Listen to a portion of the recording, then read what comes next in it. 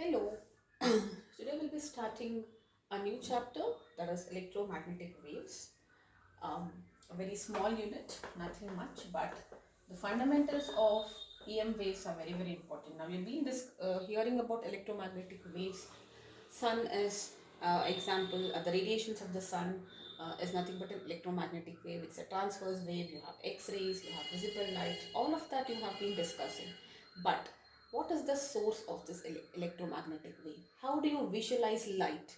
Alright, so all that we are going to understand the physics behind electromagnetic waves rather than just focusing on the types of electromagnetic waves, their wavelengths, their frequencies, and everything associated to specific electromagnetic radiations. We are more interested in the source, and to know the source there are a few fundamentals which we need to visit, some of them which we have already done, but let us list all of them and then understand what is the base, or how do you perceive these electromagnetic radiations, how are they created, what are they actually. When I say visible light, what is it made up of, how is it even created? Okay, so let us understand all of that in this chapter. Okay, so yes, the chapter name is electromagnetic waves. You can even call it as electromagnetic radiations, they are one and the same. Okay, now let us just rewind a bit and understand whatever we have been studying in this part 1. Okay, so we started with electrostatics, followed by capacitance and electric potential, and then we did current electricity. All of them was a sequential development, right? So we started with charges which are at rest, and then we started moving them, and that gave birth to current electricity. And then we started with magnetism. Okay, and then we understood the science behind magnets. Why do they have poles, and why are some materials magnetic, some are non-magnetic, and all of that. Then we understood, then we did the reverse thing, like we tried to generate electricity, EMI we did, and we discussed everything about alternating current. Okay, so that is what progressively we have been discussing all of this in progressively as well as sequentially. Correct? So let us revisit all the concepts once and then understand there are a few loopholes in whatever we have studied. Why did we not figure them out initially, and in which case that fails is what we are going to discuss. And when it is failing in a specific case, what is the solution to it?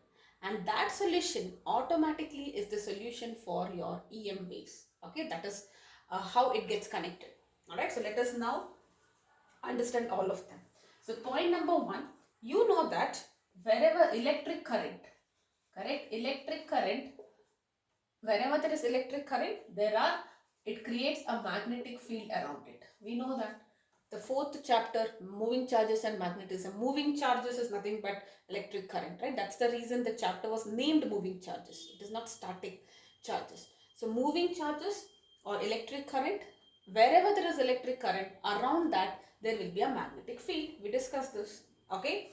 The second part also we discussed, if you have two parallel wires with current, there is a force between the wires. Depending on the direction, it will be an attractive or repulsive force. We did this also. Okay.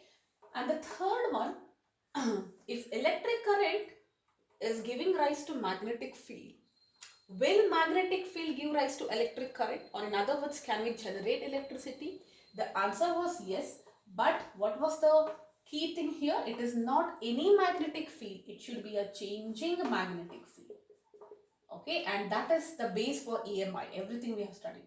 A changing magnetic field, we studied that it induces an EMF and hence a current. And that current is what we call as induced EMF. And that is the principle of a generator. We got to know the right hand Fleming rule and direction and all of that. But slight modification, it is actually, how is it able to induce EMF? Have you ever wondered? Because I wanted to take this point when we're discussing EMI, but if I try to put that point at that point, it might be really confusing for you. So that's the reason I just wanted to focus on the chapter more, understand the basics first, then maybe we will take up these kind of interesting questions. So what did we discuss actually in EMI?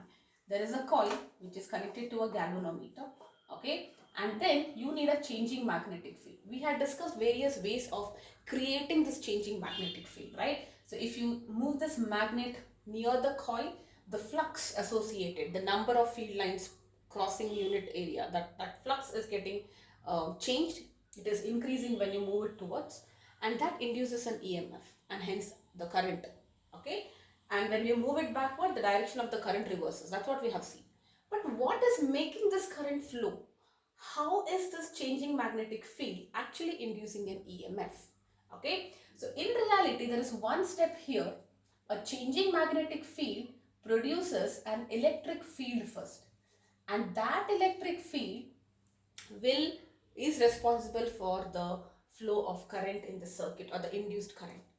Okay, so it's like what is happening if you just zoom into this coil. Okay, so let me just zoom into this coil. These coils are metal conductors, they are, right? So they have atoms, they have whatever. If you're talking about metals, it is atoms, and atoms are made up of electrons, protons, and all of that. So let us focus on electron. So if you say there is, what is current? Current is movement of these charges, right? So if this current has to move, I mean if there is generation of current, that means the charges, the electron of this coil is actually getting displaced. The charges which were earlier stationary, now remember when we did current electricity, the basic definition of current was that if you just have this, visualize this to be the copper wire. If it is just a simple plain copper wire, there is no, I mean there is no current in it, right? I'm touching it, there is nothing happening to me. Does that mean there are no electrons? That's wrong. There are electrons, but they are not, they are in motion, but their net displacement is zero, or we say it is not a disciplined motion. Correct? The moment I connect it to the terminals of a battery, the battery is a source of energy or the source of EMF or voltage, however you want. It creates that potential difference because of which the electron starts moving, and that leads to the formation of current. Correct? Now here there is no battery. So what is making these electrons to move? Okay, and that is not because of this changing magnetic field, because magnet on a stationary charge, it will not exert any force as such. You remember magnetic field chapter, we had done this. The force is q v b sine theta. V is the velocity, the charge should be moving there, right? So that means what is this changing magnetic field doing? It is actually creating an electric field, and in the electric field, you know this, we have studied in electrostatics, that in the presence of an electric field, the charges start getting deflected, they move in certain directions, and when they start moving, there is actually current. Moving charges is nothing but current, rate at which the charges flow. Correct? So that key thing is missing. We will be covering this because you remember how did we write Faraday's law? We wrote it as E is equal to minus d pi by dt. Right? The EMF induced is rate of change of flux. That's what we wrote. But this relation is actually a little different. The actual relation was a little complex at that point, and that's why we just wrote the simplest form of Faraday's equation for induced EMF. Okay, that whatever it is, you had that integral E dot dl. I will cover it up when we discuss the four Maxwell's laws after understanding the problem, and that time I'll tell you. But at this point, what I want you to add, keep this thing in your mind, that you know whatever we have studied, just add this up arrow to it and keep this field in between, accommodate this electric field in between. Okay, it's very, very important.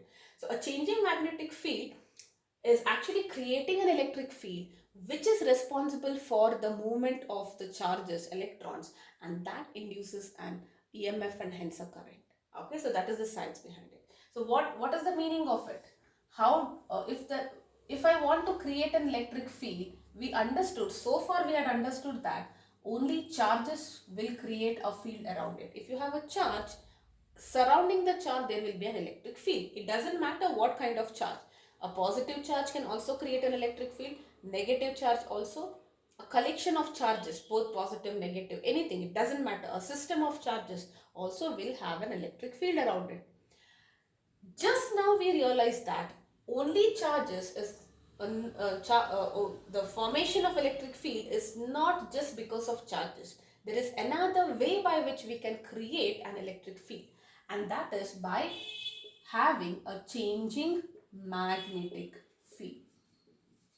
Very, very important. Okay, I'll be summarizing this again, but for now This is what we have been knowing till date, that if I want to create an electric field, simply get some charges. Even if it's one charge, it's okay. Surrounding it, there is an electric field which is created.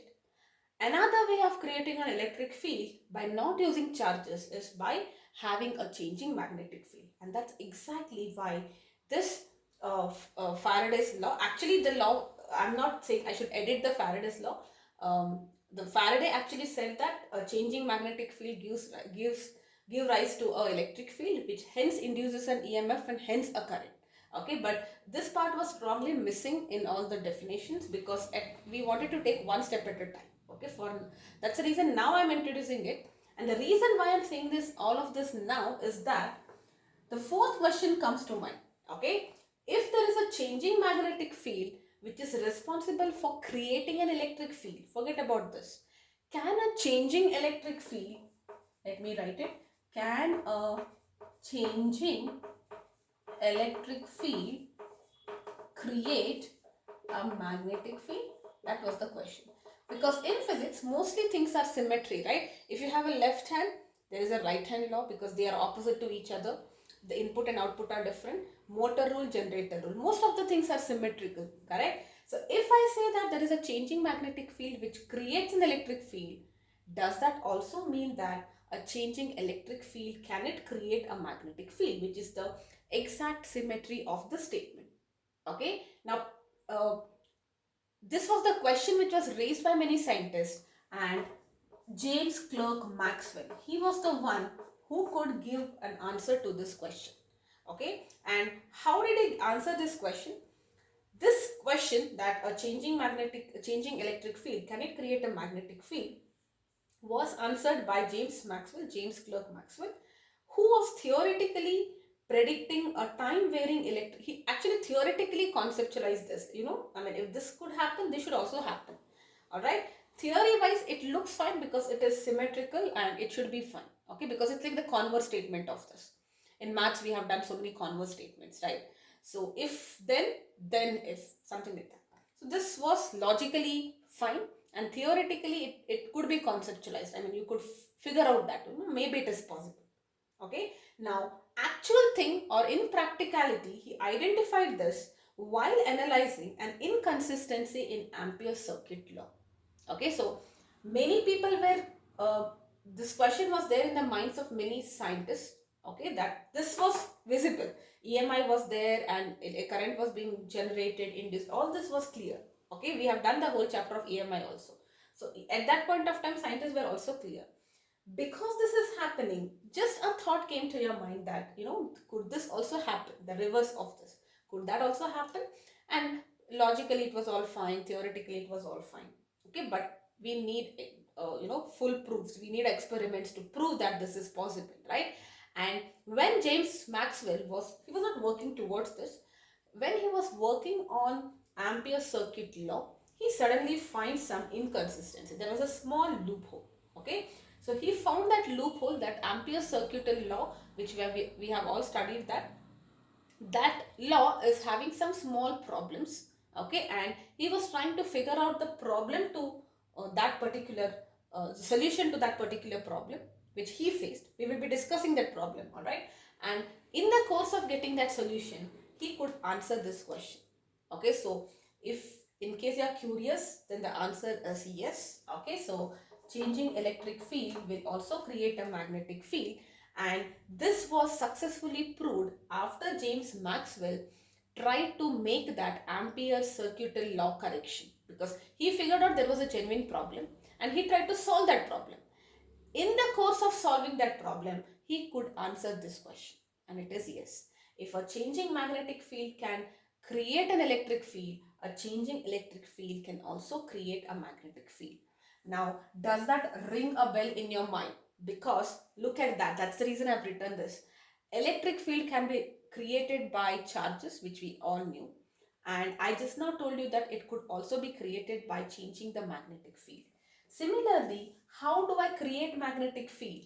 The first point, till now we only know that current can produce a magnetic field. So if I want a magnetic field, I just have to have a circuit where the current is flowing. Around that there will be magnetic field. This is what I knew till now.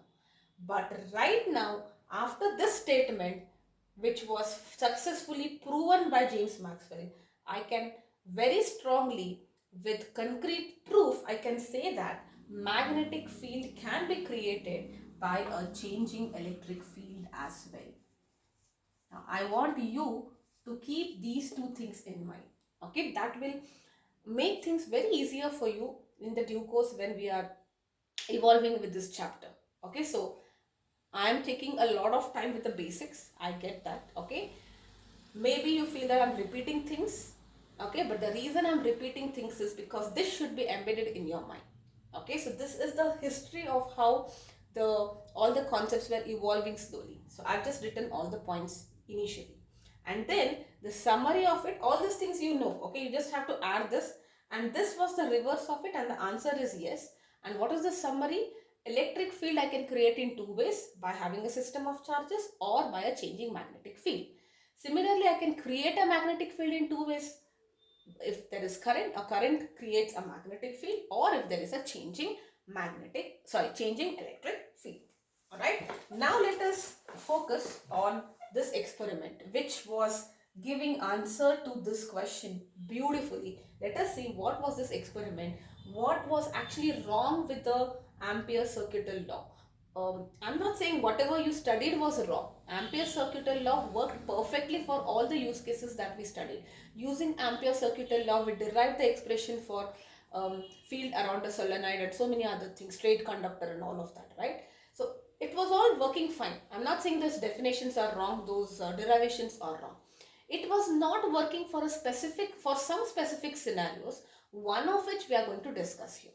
Okay, it doesn't mean that the whatever you have studied is wrong. It was applicable there. In some cases, it was not applicable. Let us now figure out what is the flaw in ACL, Ampere circuital law. It's a very beautiful concept. Yes, I'm taking it a little slow here so that you really get this. Okay, so let us go back to Ampere circuital law and let us write the same diagram.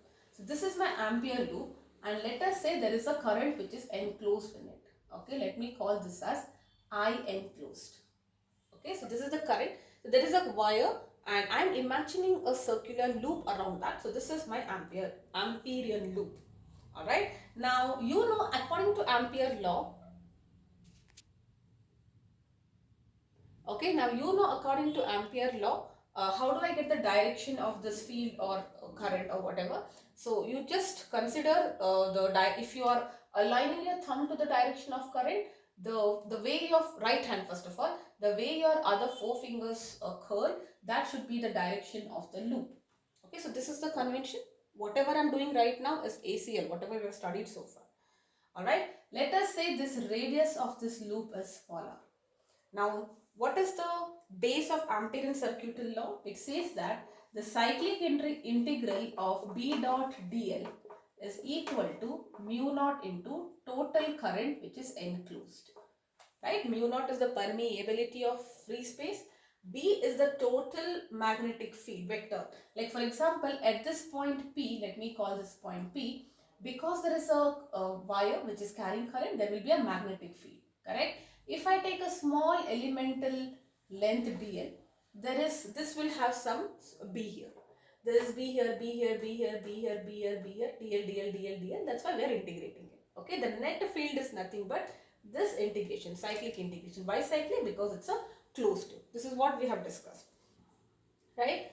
Now this was the Ampere circuital law, which was working fine here, but it was not applicable to in all scenarios. It worked sometimes, but whenever you connected it to a capacitor, it was not working. We will understand that. Okay, so maybe I will just write this here. So I am taking a parallel plate circular capacitor.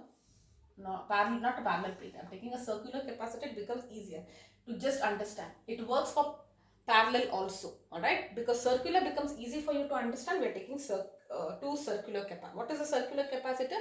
Two circular plates like this which are parallel to each other. Correct? Now what is happening? This current which is flowing in this wire is coming and charging this capacitor. Correct? Now let us say this is R, or you can take it as same R or some different R, it doesn't matter. Alright, so now in this case, if you apply Amperian law, it was failing. Let us see why it was failing in all of that. Okay, so this is the Ampere circuital law. Let us apply this at point P and see what was happening at point P. Alright, now at point P, what will be, if I apply this, won't it be, yes, BdL, integral BdL will be equal to mu naught into I enclosed, which is the enclosed current, the same current here, I named it as enclosed current. Correct? Now let us see at Q what will happen. What is Q? Let me say take another area here. Okay, between the capacitor, I will take a area and a point on that area will be Q. So visualize this. This is my parallel capacitor. In between, I am taking some area like this. Okay, parallel to these two. Now, if I apply Amperian circuital law, what will be at Q? It will be B dot L mu naught. What is the current? Wait a second. What is the current here? This current is piercing. Now, when I say enclosed, it should pierce through it. Now, this loop is actually an imaginary loop, right? The current should pierce. Imagine this to be a tissue paper, okay? And if this is a current, it should pierce through it. It should pass through it, correct? Here it is passing through, and this current is coming and charging this. It is not passing through because there is a vacuum here. You know how capacitors work, right? So there is no current here, and if there is no current, then this is 0. That means the field here should be 0. So at Q, the field, magnetic field, should be 0. Okay, according to Ampere circuital law. But experiment suggested something else.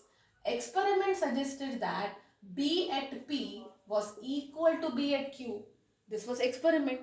If you could get some measuring instruments and you could measure the magnetic field here and magnetic field strength here, whatever value it was giving here, which was given by this law as well, the same value was given here, but theoretically it was giving me 0. So this was the problem which James Maxwell figured out.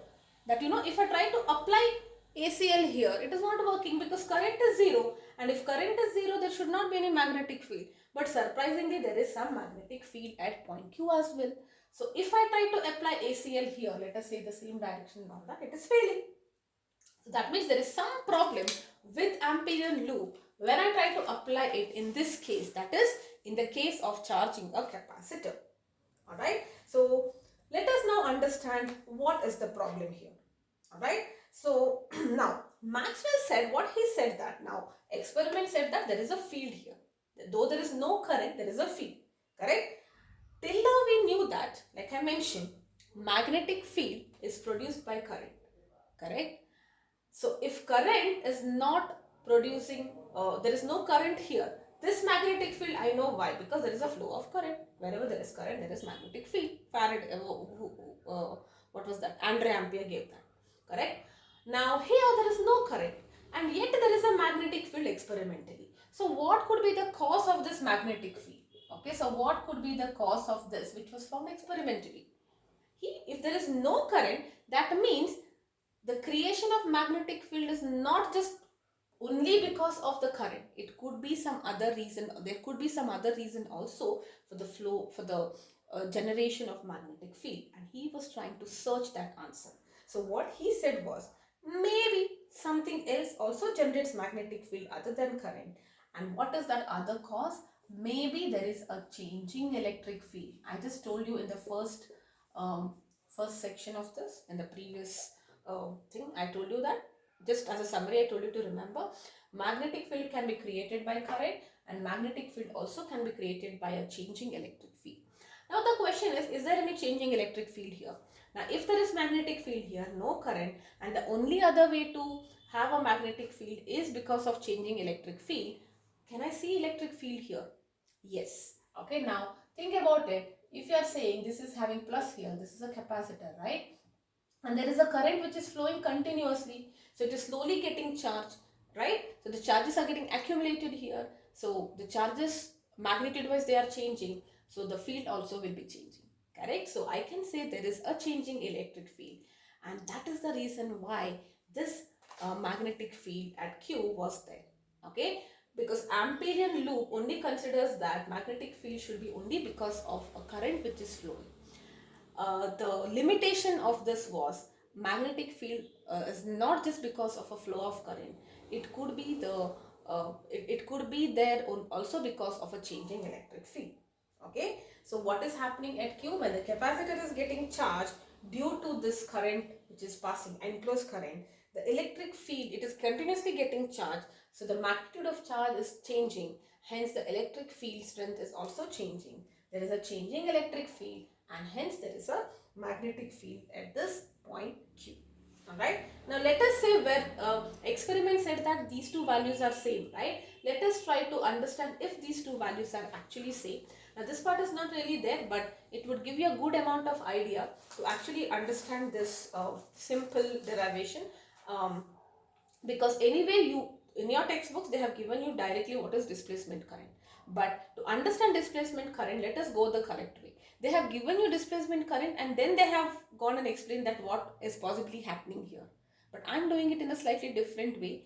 I'm just trying to understand the problem, suspect the solution and verify the solution.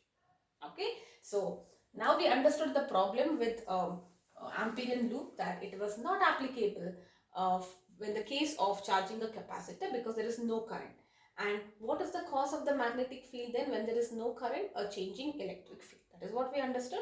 Now we are trying to understand experimentally, theoretically, whether this magnetic field is same as this, because experimentally it is same, theoretically let us understand that. Okay, and it's very very interesting.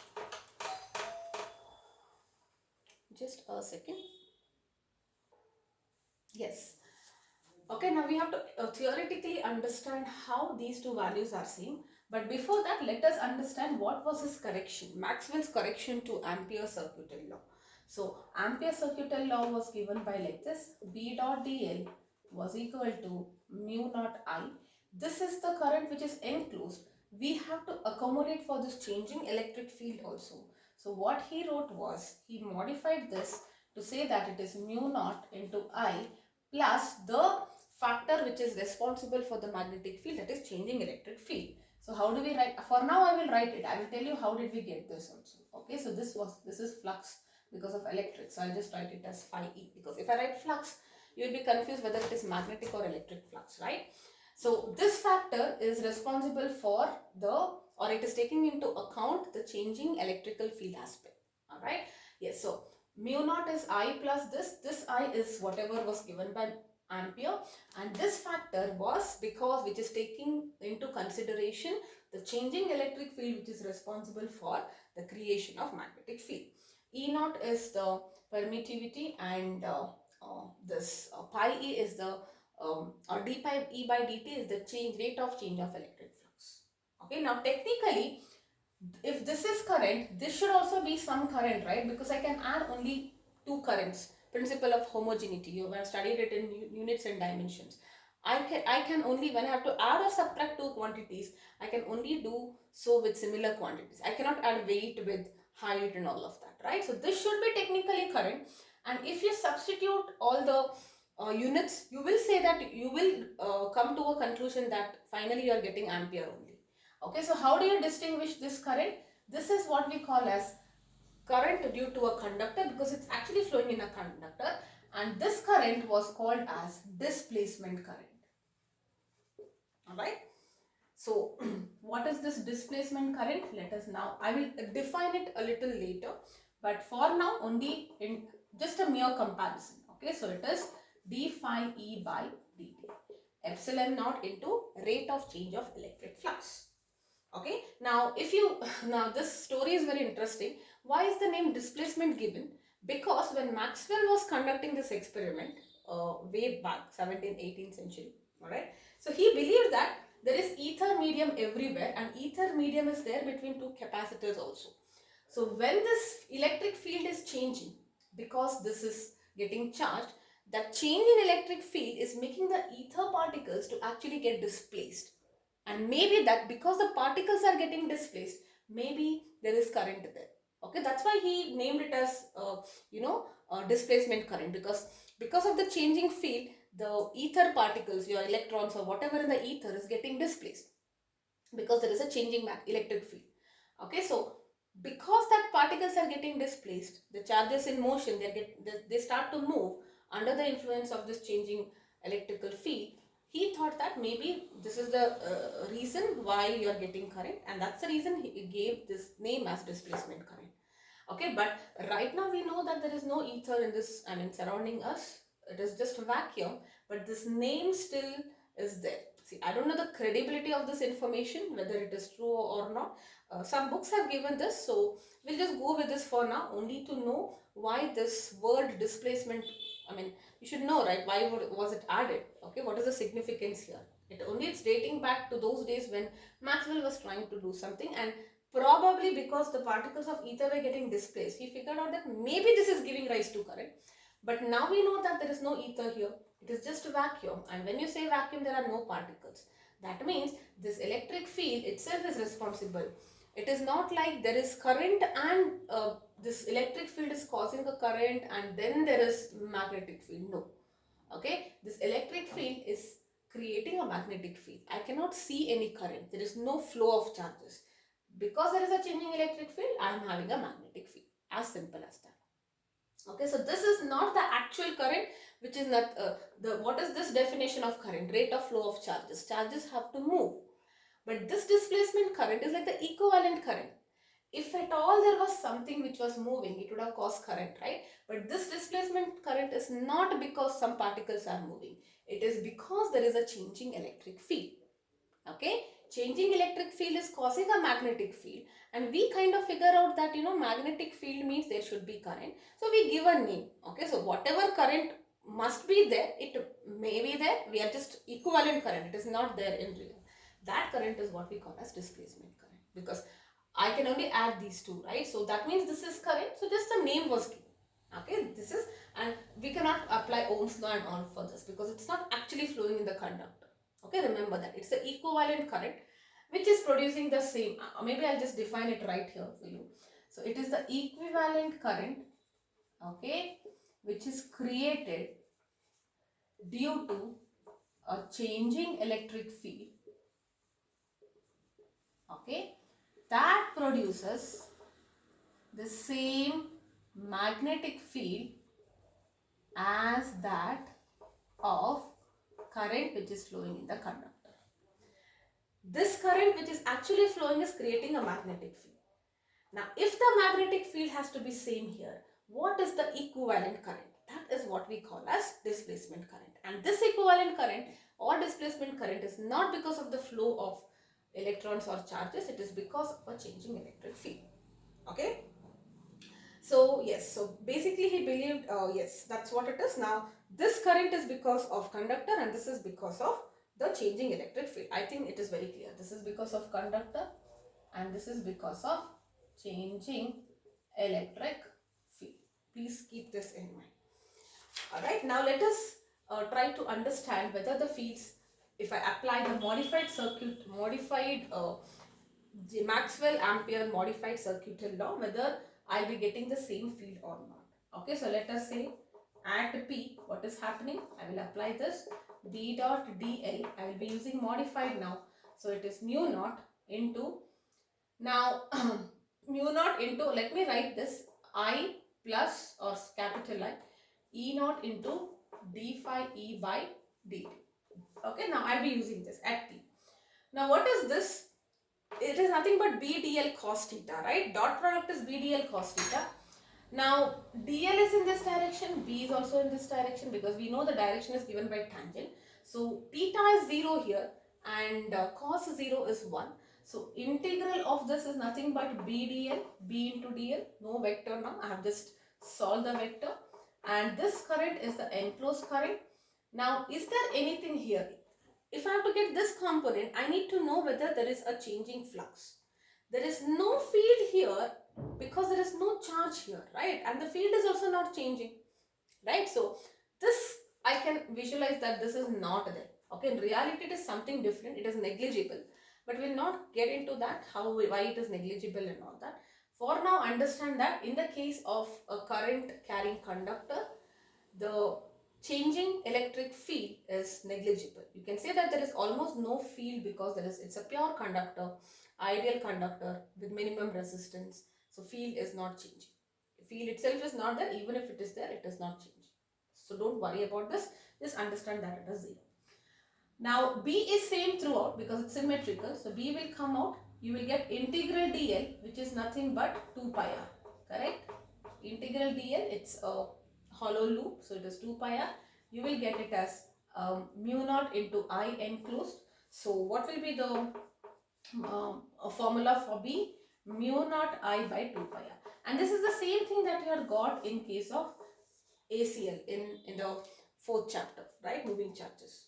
Okay, so I have got the expression for magnetic field at P using modified circuital law. Let us now try to get the expression for magnetic field at Q. Alright, so let us write at Q what is happening. Again, this is the formula. So what will it be? This part will be the same, don't you agree? Because let us say it's the same area and all that. Now it looks smaller here, but let us consider the Amperian loop I'm taking is very similar. So here also it will be B into 2 pi r. Alright, if I say same radius and all, if you take B into 2 pi r. Okay, left hand side is same. Now let us talk about this right hand side. It is mu naught. Is there any current which is piercing through it? This current is only stopping here and it is making this plate charge. Correct? There is no current which is actually piercing this loop. So I enclosed is 0 and it will be E naught into d pi E by dt. Okay? So look at the beauty. When you have a current carrying conductor, there is current but no changing electric field. When there is no current is 0 but there will be a changing electrical field. Okay. Now let us try to just write this part. I will just separately write it here and then we will go back and see what is happening in this equation. Okay. So I will just take this quantity E naught d pi E by dt. What is E naught? Permittivity. What is phi E? Let us start with phi E. Phi is the electric flux. And electric flux is nothing but electric field into area perpendicular. EA cos theta. Remember this? Magnetic flux also is similar. What is flux? Something which is flowing. Number of field lines, electric field lines which are flowing through a area. Okay, so we take it as perpendicular area, or we say if it is flowing through some angle, then we have to consider cos theta. Okay, now anyways, let us consider this that it is perpendicular. So I am taking E into E is field here, area perpendicular. What is field? Field is nothing but charge density by epsilon naught. Correct? And this is your area. Area A here, right? And what is this sigma? Charge per unit area, charge density, correct? Into epsilon naught into A. So what am I getting? It is nothing but Q by epsilon naught, right? So I have got an expression for phi as Q by epsilon naught. So now let us substitute it here. It will be mu naught, this part is called E naught into d by dt of phi. What is your phi? Q by E. Q by epsilon naught. Correct? So I hope this is fine. I just substituted for phi E. I got this. I got phi E, which is the electric flux, as Q by epsilon naught. And I'm just substituting it here. So now this epsilon naught will come out. So it will be epsilon naught into 1 by epsilon naught into dq by dt. Correct? So this and this gets cancelled. It is nothing but mu naught. And what is this dq by dt? Rate of flow of charge. It is nothing but current. Which current here? It is not because of some actual charge. It is because of some equivalent charge, or because of some thing which we are feeling that it is there. There is no charge, it is actually flowing. This is what we call as I displacement. Okay, so I can say that this, therefore, this is nothing but I displacement. So how do I get the formula for I displacement? You just have to remember displacement current is epsilon naught into d phi E by dt. That is all you need to do. Okay, now you see that this is also okay. Now how do you get magnetic field here? Magnetic field here will be mu naught I displacement by 2 pi r, and experimentally this value and this value were figured out to be same. That's the reason field was same. Okay, or in other words, if you want these to be same, everything else is same, I should be equal to I displacement, right? So that is why we define displacement current as that equivalent current which is flowing in a conductor, it is causing the same magnetic field as that of a field due to a conductor. Alright, but this current is not because of a charge, it is because of a changing electric field. Okay, so that is it. Alright, so this was the beautiful experiment which was done by James Maxwell when he was trying to figure out this flaw basically. And now you'll be surprised, just the discovery or invention, whatever you want to call, of displacement current, how is it giving birth to uh, how is it giving birth to your electromagnetic wave? Okay, I will take it up in the next video. So what I want you to do is be very clear with the concept. Again, I'm just summarizing. I'll just take 2 minutes here.